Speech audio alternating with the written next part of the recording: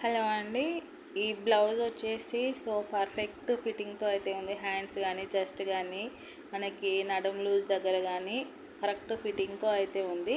కానీ ఇక్కడ మనకి మిడిల్ పాయింట్ అనేది ఉంది కదా, ఈ చెస్ట్ పార్ట్ దగ్గర మాత్రము లూజ్గా ఉంటుందండి. సైడ్ ఫిట్టింగ్ బాగానే ఉన్నా కూడా మనకి ఇలా మిడిల్లో అయితే లూజ్గా అంటే బుక్కలాగా వస్తుంది. సో అంటే చెస్ట్ తక్కువగా ఉన్న వాళ్ళకి ఇలా బ్లౌజ్ ఫిట్టింగ్ ఎంత కరెక్ట్గా ఉన్నా కూడా వాళ్ళకి కరెక్ట్ షేప్ అనేది లేకపోయేసరికి మనం నార్మల్గా స్టిచ్చింగ్ చేస్తే అయితే వాళ్ళకైతే సెట్ కాదు.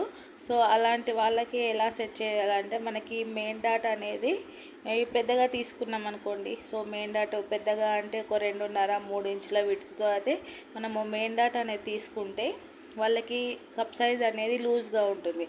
సో అలా రాకుండా ఉండాలి అంటే ఎలా చేయాలో ఫుల్ వీడియో అయితే డిస్క్రిప్షన్లో యాడ్ చేస్తాను, చూసేయండి.